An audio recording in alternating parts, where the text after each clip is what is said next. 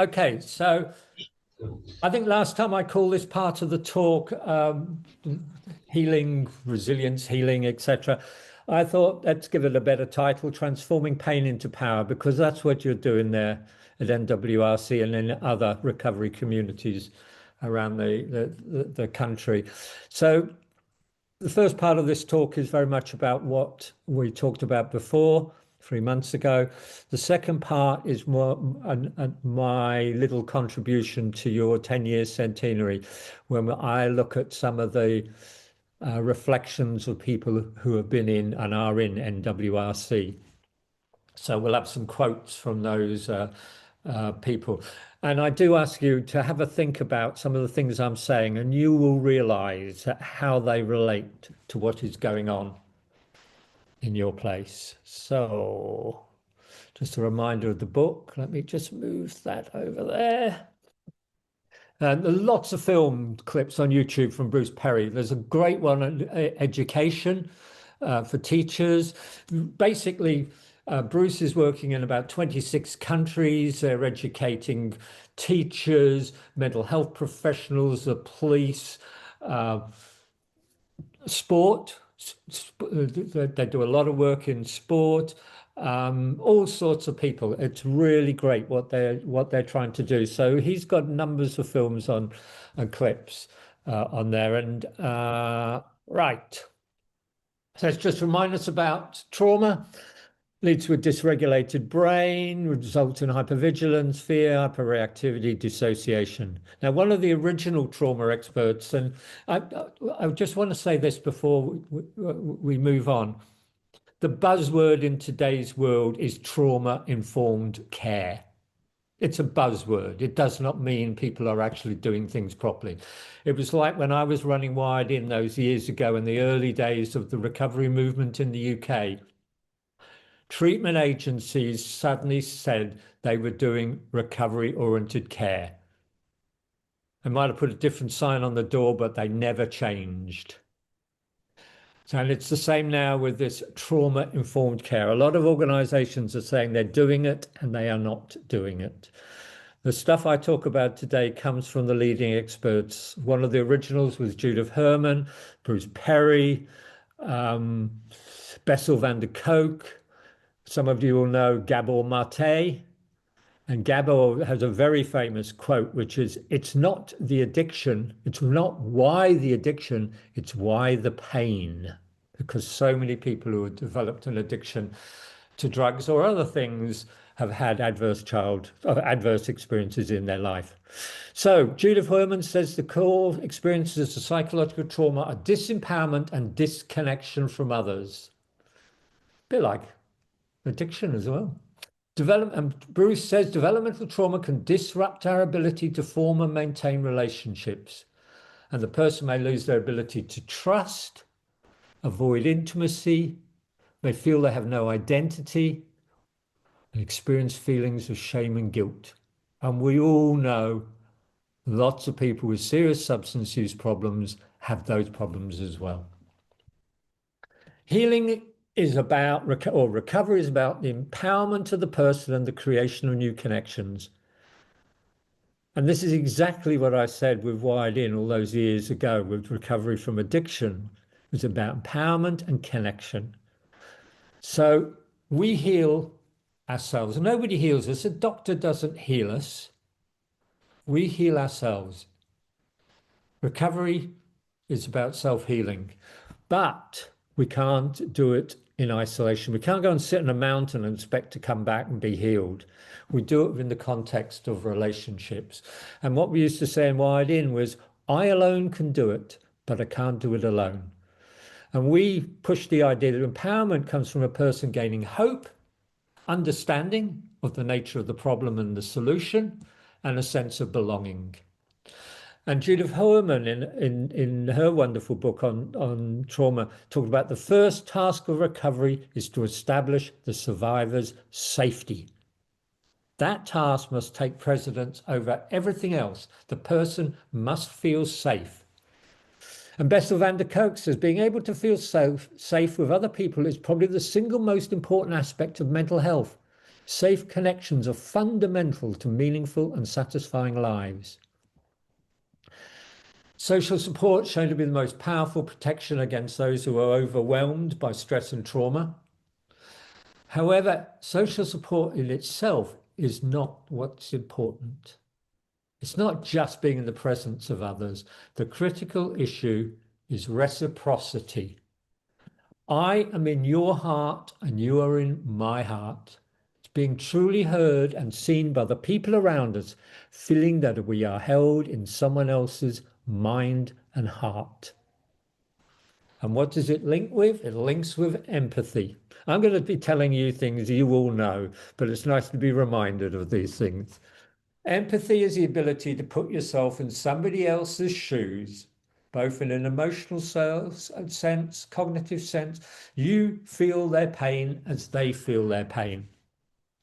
And having spent long periods of time with many practitioners over the years, I've met some incredible practitioners in the treatment field, very empathic, and I've met an awful lot who have no empathy at all. So if you approach an interaction from an empathic stance, you're much more likely you're much less likely to have a negative stance on whatever is going on. You get to know the person more, get to know their story, and this in turn lets you become more regulated yourself and helps them regulate as well. So let's go back to that slide. There's Kevin over there on the side here. My left side, don't know how that appears for you, presumably the left side. And he wants to talk to James. When James is flipping out, his brainstem is taken over and Kevin can't get through to his cortex. Or vice versa. So what do? So this is what Bruce Perry calls his neurosequential model. First of all, both people need to be regulated. So you need the person you're trying to get his cortex to open up to be regulated. But you really can only do that when you're regulated. When you're regulated, you then relate. You form a relationship. So the person can trust you. They'll open up when they can trust. And we did some research many years ago in a treatment program, wrapped treatment program in a prison. My students were interviewing people in a male and female prison. I think the average drug use problem was between 10 and 20 years for these people. And they entered this treatment program. And one of the things they talked about was one of the key elements, and we did a qualitative research analysis of what was going on. The things that helped them, and in helping them, it was increasing their motivation to change and increase their self-esteem and confidence. The key things were gaining a sense of belonging. The second one was socialization. You can't gain a sense of belonging unless you can relate to other people. And so these people learned to trust other people. They learned to open up to other people. So we call this socialization. This is relationship. Then the other key thing was understanding. They started to understand why they did what they did. They started to understand they weren't a bad person. They started to understand the therapeutic input which was being delivered. And the fourth thing was support from all sorts of levels. But Bruce's model is regulate, relate, and then reason. So regulating by patterned, repetitive, rhythmic activity makes an overly reactive core regulatory network get back in balance. And things which help, music, sport, dance, drawing, walking in nature. And each of these elements doesn't just regulate, it also has a relational and a cognitive component as well. So it's actually working on all areas of the brain, these sorts of activities. And what may be good for one person may not be good for someone else. But those of you who were at my talk was that the talk at, yes, I think it was a talk at Bouidar about the Karalup child artists, what the teacher got them doing was singing, drawing, dancing, miming, walking out in country where they could connect with their country. And that's what helped calm their brain and help them heal from their trauma. So Bruce emphasizes that a meaningful dose for these neural networks in our brain is only seconds long. So moderate, controllable, and predictable interactions are therapeutic. And he says healing takes place when there are dozens of therapeutic moments available each day for the person to control, revisiting, and reworking their trauma. And in doing this, we begin to heal a sensitized system. We're healing community. And obviously, that's what's going on at Penrhyn. We'll come back to that. Now, how do we help others regulate? So when someone is very upset, words themselves are not very effective. Remember what I talked about earlier? The tone and rhythm of the voice probably has more an impact than the actual words. A smile is important. Simply be present. Let them catch your calm. Encourage, congratulate. It helps to use some form of rhythmic regulating activity to keep yourself self-regulated while doing so. Taking a walk, shooting some basketball. This is where sport becomes very important. And Bruce has got this amazing initiative. I've forgotten the name of it. Uh, and I will send that through, the sporting initiative, where they are using sport to help people with their problems. It's wonderful. So continuing on, let the person control when and how much they're going to talk about what's upsetting them. If you give the person the control and help them feel safe, they'll feel, over time, they'll feel more capable of talking. But you know these sorts of things, but now you have a better understanding as what it's doing in the brain. So we want to provide therapeutic healing interactions, moderate, controllable, and predictable. So on that right side of the graph before, that's the sort of thing that produces resilience. Now, people have to rework the traumatic experience. So if you've had a good upbringing and good early life experiences, you believe people are good, parents protect us, schools are safe, but trauma shatters that worldview. You can't trust people. Can't trust my father. I can't trust this. Or school was where my friends were shot, although that's much more an American thing, obviously, than a British thing. So part of the rebuilding, part of the overcoming of the trauma or the impact of the trauma is continue revisiting the shattered whole to build a new worldview, to revisit what happened before, but you can only revisit when your brain is in that regulatory mode. And I guess in a way, thinking about it, we're moving on in my recovery, which has got a lot of therapeutic stuff in there. If you're not regulated, you're not going to take on a lot of that on board. But once you're calm and regulated, you're able to think your way through some of those things and start to reflect as well on what happened to you in the past. And I certainly do that sometimes when I think of the years I'm in the situation I was in that produced PTSD. It went on for like 10 years. And I never thought of going to a counsellor. I eventually went. And the counsellor was absolutely amazing and just listened and listened to me and opened up. And when we finished, I got up to go for the first session and she got up and then nearly fell over. And I said, "What's wrong?" And she said, "I've never heard a story like yours." She said, "You must have the most unbelievable level of resilience to have put up with all of that went on. But you finally broke. And when you broke big time because nobody could have that resilience." And hearing her say that, I wasn't a great believer in diagnosing and this sort of thing. But I tell you what, when she said to me, "You're suffering from PTSD," it made the world a difference because I started to think about it and reflect on it. And gradually over time, I started to heal. Here is an American native Indian who's written an amazing book about the healing power of story in mental health. He's a psychiatrist in America. He's the youngest man ever to go to Stanford University at 15 years of age. As I say, he's a native American. And he has a concept called holding space. When we hold space for someone, we bear witness to them, their stories, their pain. We serve as a supportive audience member, sometimes a coach, sometimes a warm shoulder for comfort.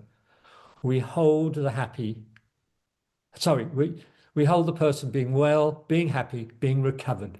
The more people who hold their vision, the more possible recovery becomes. You could see that happening in group sessions, can't you? So the healing power of community. A healing community gives you opportunities to revisit trauma in moderate, controllable doses in a safe environment. Healing takes place when there are dozens of therapeutic moments available each day. In an analogy, we build in the brain a new four-lane highway to run alongside the old two-lane dirt road, which was your trauma or your past. The old road stays, but you don't use it anymore. The stuff comes in and it just whips down that new four-lane highway. Now, healing takes time, obviously. We know recovery takes time. And this approach leads to a more regulated stress response system. And as people shift from that uncontrollable situation and stress to the other form of stress, they start to develop resilience. And the journey, this is Bruce Perry, he says, the journey from traumatized to typical to resilient helps create a unique strength and perspective. That journey can create post-traumatic wisdom. And here's a quote. When you've lived through adversity, you come to a point in where you can look back on your life, reflect, learn, and grow from the experience. I believe it is hard to understand humankind unless you know a little bit about adversity. Adversity, challenges, disappointments, loss, trauma, all can contribute to the capacity to be broadly empathic, to become wise. Trauma and adversity, in a way, are gifts. What we do with these gifts will differ from person to person. Some people in recovery will want to go on and help others. Some people in recovery will want to go and just get on with their lives, get their job, look after the family, etc. Everyone chooses what they want to do. But those that choose to go one way and pass on their gifts, sorry, got quite a bit emotional there. Anyway, Bruce Perry, the therapeutic web. Having access to a number of invested, caring people is actually a better predictor of good outcomes following trauma than having access to a therapist.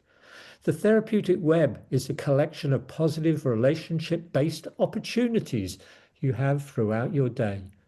A therapist can be an important part of healing, but isn't required. This isn't to suggest that therapy isn't helpful, but therapy without connectedness is not very effective, particularly in that hierarchical situation where the therapist knows best and is, in a sense, looking down at the other person. And I know some counselors who are like that. Anyway, part of the rebuild and the healing process is continually revisiting the shattered whole to build a new worldview. Now I'll move on to another part of the talk, and I want to talk about the societal problems today. Because what I want to do is to talk about, to go back to that giving back. For those people who decide they want to give back and help others, we have a real problem in society today. And there's an ultimate irony here, because I'm going to talk about some of the things that are going wrong in society today. And actually, you guys are dealing with them. And large parts of the rest of society don't know how to deal with them or can't be asked to get around to doing it. So there's an irony here that people who have been through these sorts of adversity actually have so much to offer to the wider world. Here's what's going on. This has come from Bruce again. There's an increased relational poverty. More and more people are becoming disconnected. And this has been happening before COVID and before devices as well. There's more isolation. This is leading to people not trusting people as well. There's a shift towards intrinsic goals, materialism and status. away from intrinsic goals, community and meaning of life. On top of that, there's a sensory overload from proliferation of screen-based technologies. This is leading to increases in anxiety, depression, and suicide. It's also leading to increased use of drugs, prescription drugs, illicit drugs, as a coping mechanism, which of course leads to all the other problems. The level of prescribing, certainly here, as I say, of ADHD drugs, antidepressants, and anti-anxiety drugs is phenomenal. And Mark Yates, who I was interviewing recently for his story, was talking about one of the things that he's seeing in society today. People are always looking for quick solutions. And one of them is go to a doctor and get a drug. And I can tell you, I mean, genuine controlled trials of antidepressants, they are no better than placebo. A lot of data has been removed by drug companies and the scientists who are paid to do the research by the drug company. And obviously, if they don't get the results the drug company wants, they don't get paid in future and get more work. So I'm very cynical about the connection between medically based psychiatry and drug industry, and obviously GPs as well. Anyway, there's a lot less tolerance in society today of others, resulting in more shaming, marginalizing, and trauma in society. And that means there are more barriers to healing. And there's no doubt in my mind that government and services shortcomings resulting in disempowerment in individuals and communities. I entered this field when I left neuroscience all those years ago, honestly believing that government wanted to help people get better. It took a long time to realize this was not the case. Government wanted people to follow what they were going to do. And if that meant everyone being given methadone, and I'm nothing against methadone per se, but if all you want to do is give someone methadone, that's not the way to help people recover. I also learned that a lot of big business had got into charities, and it wasn't about helping people get better. It was about keeping the money rolling in. And there's a lovely piece of research done in Philadelphia when they were shifting from the normal treatment system to recovery-based care. They did a bit of research and they showed that the treatment system and the people working within it, not all of them, of course, showed all the characteristics of an addict. Anyway,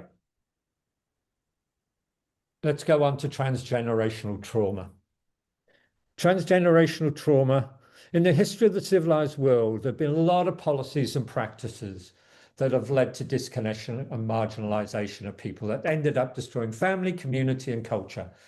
And the colonization process by Europeans, which occurred in Australia, Canada, North America, where millions and millions of Native Americans died, South Africa, African countries, New Zealand, etc. That intentionally destroyed the family and cultural bonds that kept people connected, created disconnected, traumatized individuals in inescapable, painful situations that led to people dissociating as well. When you dissociate, you become more passive and compliant, which actually helps the people causing the trauma to make it worse.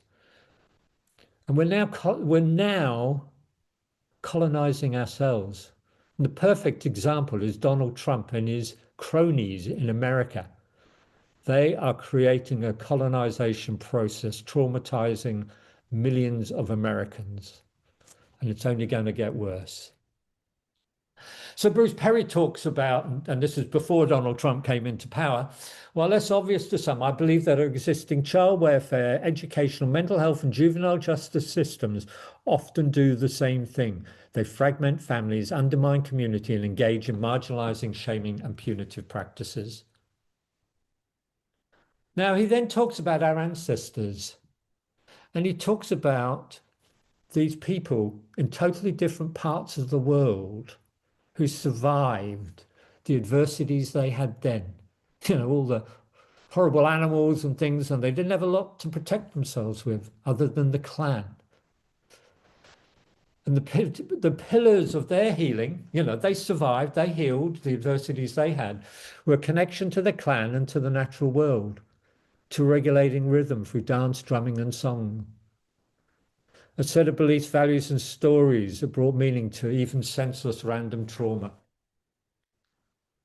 Aboriginal people are really connected to their stories, to their culture, to their community.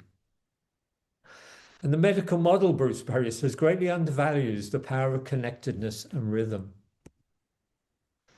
Now, the Aboriginal people who survived all this rubbish that was thrown at them and weren't traumatized, a number of them became healers. And I know some remarkable Aboriginal people, and it's a great honor to know them, including that lady I mentioned earlier, Judy Atkinson. Indigenous healing practices in each of these different countries produces, as Bruce, this is another quote from Bruce, they produce a remarkable job of creating a total mind-body experience influencing multiple brain systems. Repetitive, rhythmic, relevant, relational, respectful, and rewarding experiences. All the R's. These R's calm our neural systems involved in the stress response and in the forming of relationships and the thought processes. People felt better and functioned better, and the core elements of the healing process were reinforced and passed on. And as he emphasizes, these cultures in different parts of the world were all doing the same thing. And Bruce went out to meet Maori elders in New Zealand and to understand what they were doing. And he saw a different world. And the Maori elders are the experienced people, the people who hold the knowledge and pass on the knowledge. They believe that trauma, anxiety, and depression and addiction are all the same thing. They're all related to our connectedness or lack of connectedness and the loss of our sense of belonging. We don't need 300, 400 different diagnoses of mental health problems. They believe they're all the same thing. Colonization has intentionally fragmented families, community cohesion, and cultures. And disconnection is at the heart of trauma. That's what they believe. And I can't say this word, but I'll try. A core element of all traditional healing is what the Maoris call wananangatanga. The word refers to reciprocal relationships, kinship, and a sense of family connection. From shared experiences and challenges, a sense of connectedness and belonging emerges. And healing practices involve reconnection. And I remember, James Deacon, you saying to me in one of the talks, addiction is disconnection, recovery is connection. So Bruce Perry says, in relation to Indigenous elders, their understanding of the primacy of human connectedness reflects the wisdom lost in the current world. So we have been screwing these cultures, damaging these cultures, destroying these cultures, and these people are the very people that we have marginalized who have the wisdom to help us in the Western world solve the problems we have today. It's a great big irony, really is. So this is the book that changed my life. When I read Judy's book, I learned about colonization, trauma trails, recreating songlines, the transgenerational effects of trauma in Indigenous Australia. And I was lucky enough when I went to visit Miriam Rose Nguma Bauman's community, the other Aboriginal lady, and I was staying with the other lady in the photograph, the white lady. And Judy was in Darwin, and Pip said to Judy, I've got David Clark here. And Judy said, I'm coming down to meet him. I couldn't believe it. I met Judy, and we then went off to a 3-day Aboriginal festival with music, sport. Some of the top musicians were there. It was just an amazing experience. And I sat there talking to Judy Atkinson for 3 days, and then she drove me back to Darwin. And one of the remarkable times of my life. And there's her daughter, Carly. They have a program called We Are Lee, healing programs, and they are going out and training people throughout Australia in their Indigenous healing practices. And what Judy calls healing is a journey of self-discovery as people engage together in educating themselves about themselves. Healing involves the processes of awakening to the pain of unmet needs and working towards having those needs met in reciprocal relationships with others. Very powerful words. 6 steps, creating culturally safe places. I'm not sure what white Western world culture is anymore, but I know you've got a great culture at Penrhyn House and North Wales recovery communities. Finding and telling our stories, making sense of our stories, feeling the feelings, moving through layers of loss and grief, ownership, choices, and strengthening cultural and spiritual identities. And their tools are their culture, their ceremony, their circle, their group work, their connection to country, nature. They have their natural food products. They are storytellers. Art is really important. I have some amazing pieces of art that I saw being done while I was sitting on community for 3 days. Music, dance, singing, sound breath, theatre, drama, bodywork, massage, mindfulness. They're their tools. Don't see drugs in there. And there is a group's session. They're preparing everything, the circle, healing cards there, and then seeing things from nature. So the other thing here is very important. Native American, amazing man called Don Coyos, who used to work at NASA, developed an alcohol problem. Then he set up the white well-briety movement and white Boston and helped many, many, many Native Americans heal. He believes we must actively heal the community and its institutions at the same time an individual works on his or her own healing from alcohol or drugs or other unwell behaviors. The individual affects the community and the community affects the individual. They are inseparable from the point of view of addiction recovery. Everything must be done simultaneously. We'll follow up on that. Now, so what's the solution in Western society today? We predominantly heal people who have been through adversity with drugs of various kinds. Now, I'm talking of the ones that we use up here, supposedly up here, but also they influence our body. Oh, we've got methadone as well. So that's our primary thing. But let's just remind ourselves of what a person who normally comes to a treatment system or to a place like North Wales recovery communities, what's their problem? What have we got to address? They may have been traumatized or had other past experiences. They may be disconnected, isolated, fearful. They may have mental problems, depression, anxiety, physical health problems. They may be homeless, jobless, poor education. So it can be difficult to get in a job because their education got cut off at the age of 12. They will have lower self-esteem and confidence, and they will experience shame and guilt. They'll have little hope, if any. Many people I've met have never known anyone else in recovery until they've gone somewhere that's helped them. They don't trust, including the treatment system. They're stigmatized by society and they experience ambivalence. They want to stop, but they can't stop. They know the world they're in, but they don't know the recovery world. So, can a drug solve that problem? Of course it can't. When a person is coming for help, what are they looking for? And these are words of Bill White, the leading American recovery advocate. They want to know they're in the right place. You are with others like yourself. We understand you and the world you come from. We accept you, who you are and who you can become. This is the change where magic change can happen. I know so many people who have gone to treatment services and found nothing like that. They went to treatment services where they didn't meet anyone else in recovery. And our system is sadly giving most of the money to services like that and not to recovery communities like NWRC and other organisations. Now, we now move to this is the part where I would like to reflect on some of your voices and give you back your voices. So here are 4 of your members. I met Lee in Snowdonia, great time. Emily there, Saffron and Tony.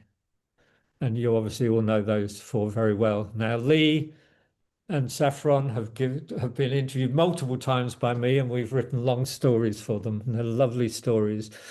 Emily's written a short story. Sarah Flynn collected a number of short stories, and Tony contributed to that as well. But what I want to do is to take some quotes from these people, in particular Lee and Saffron, to illustrate some of the points what are going on in NWRC. Now, you know these things, but I think sometimes it's nice to be reminded.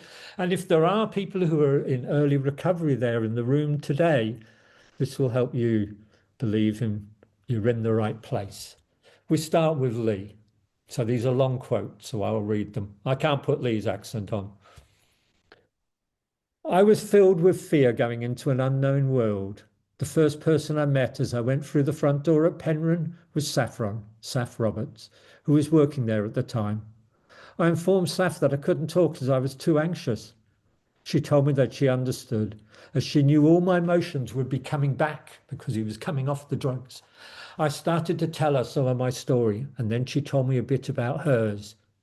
That was the very first time I had heard such a story. I thought, hang on a minute. She used to be just like me. Look at the smile on her face and the way she's carrying herself and talking. Maybe these people do really exist. People who come through the hardest of lives and incredible pain and then go on to work at a place like this.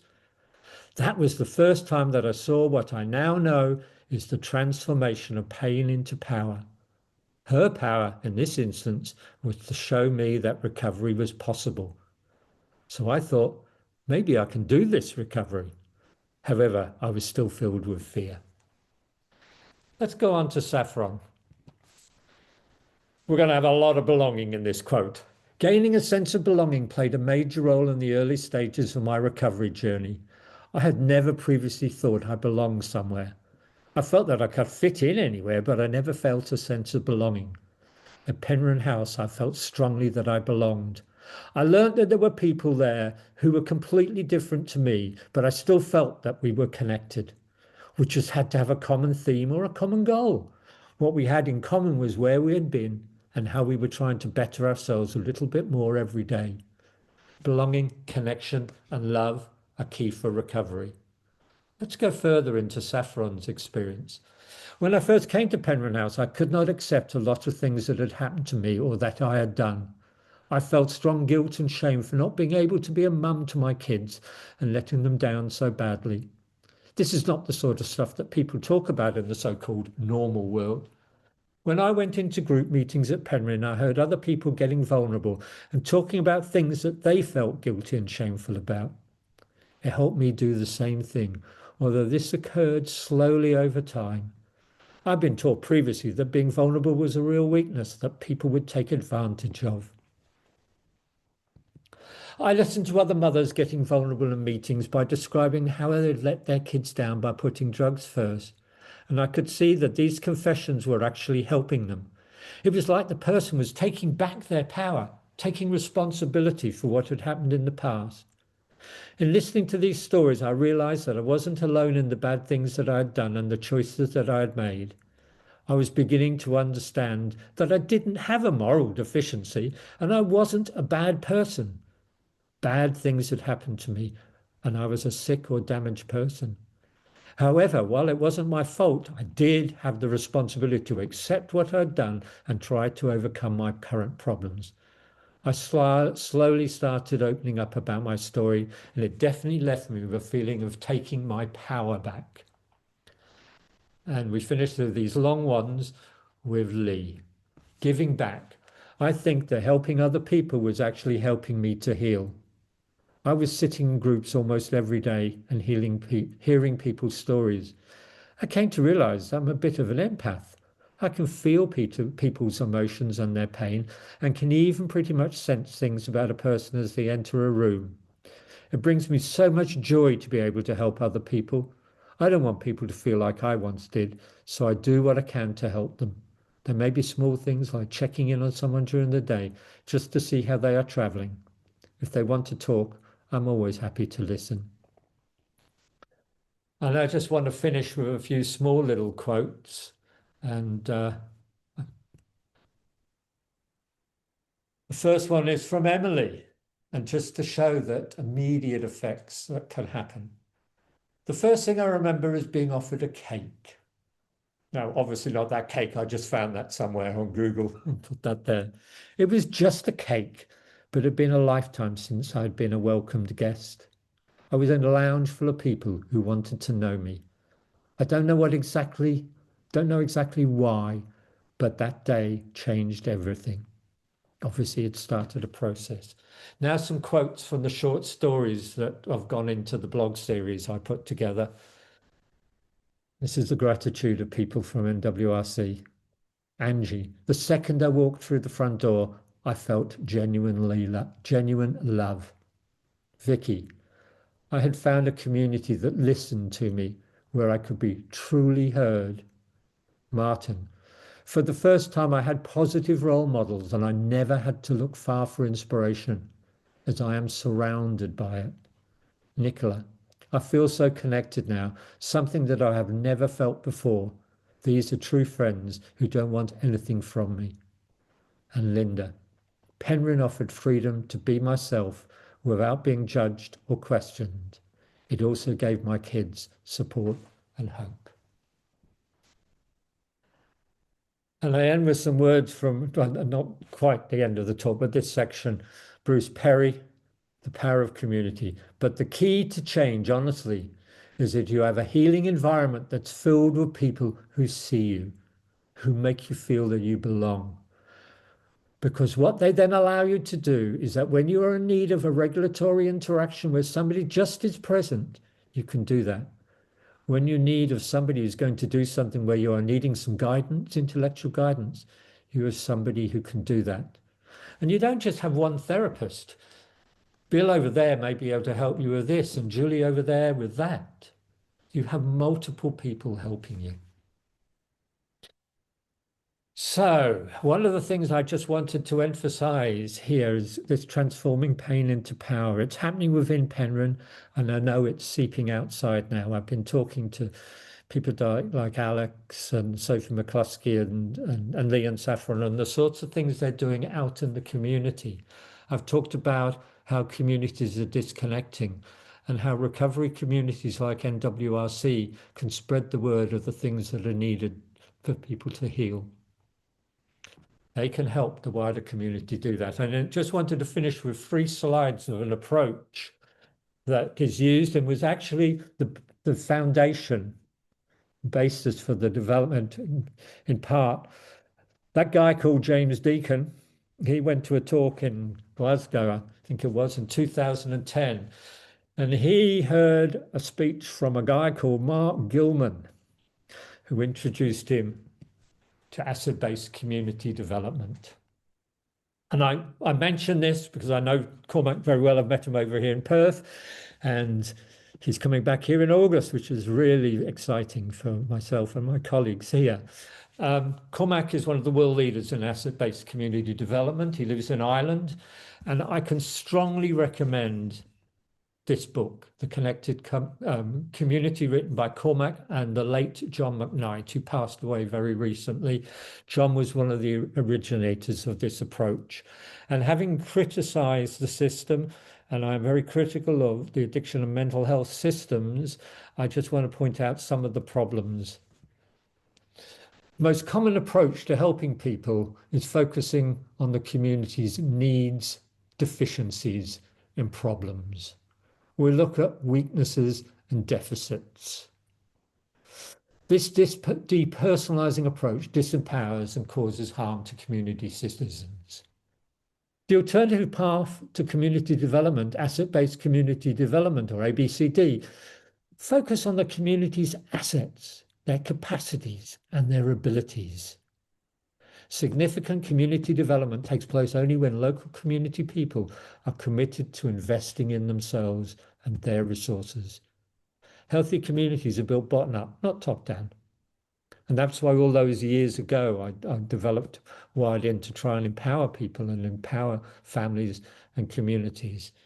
So the real fundamental of asset-based community is to look at a community and the assets. And you're already seeing some of that from inside where you are of what's going on in Bangor, and some of the things you at NWRC have created, and other things that you've connected to because you realize they're doing wonderful things. But ABCD is based on the following: look in a community for the gifts, the skills, the knowledge, and the passions of local residents. Look at the power of local social networks and associations, the resources, public, private, and non-profit institutions, the physical resources of the place. Wow, you've got the beaches and you've got Snowdonia. The economic resources of the place and the stories of the residents' shared lives. And you have a lot of those. And it's really important that you keep pushing those stories out there. The key to asset-based community development is to connect these 6 things. So that's the end of my talk. I think I've covered a lot of ground here. I end with myself in Snowdonia on that wonderful walk. I actually did 6 recovery shares, which are on the Recovery Voices website. For those of you who haven't seen Recovery Voices, it's at recoveryvoices.info. It's run by Wolf Livingston and myself. I first met Wolf when I was doing the evaluation of the Drug and Alcohol Treatment Fund of projects in Wales in the year 2000. I was amazed when I met Wolf, my colleague Becky and I, that here was a man who got out of his office and went to meet people where they were at. That was a rare thing in the field in those days, and I think probably is today as well. And all those years later, I ran into Wolf again online, and he told me what was happening at North Wales recovery communities. He got me very excited. I visited in 2023. James wasn't there, so I didn't get to meet James, nor Kevin. But I went to Bwydar, and Wolf and I decided that we needed to create this website, Recovery Voices, which you can find, where we've interviewed a number of people from around the country who are big names in recovery, including a number of people in NWRC as well. So I ask you to have a look at those. And we have a YouTube channel with about 500 film clips on, which you can find. Yeah, just wanted to say again from our point of view, mate, every time you do this, it just kind of highlights or gives answers to more things that we've always believed, but we've never really known. I think today the bit that jumps out was the thing about the needing to be regulated before you can revisit the shattered hull. And that's one of the things we always sort of said to the guys when they come here. Obviously, we offer the on-site counselling, but we always say, try and wait 6 months, try and build that platform in sobriety and everything before you go there, because it's just always more successful. But obviously, again, it's that recognition that just being in or around this community over that 6-month period, you're getting access to hundreds of those regulatory events every single day, and just gets you into a better position to be able to sort of take that on. So again, just massive thank you from us, just from that point of view, because it gives us the science to answer the things that we already know, but haven't been able to explain why it works this way. Do you know what I mean?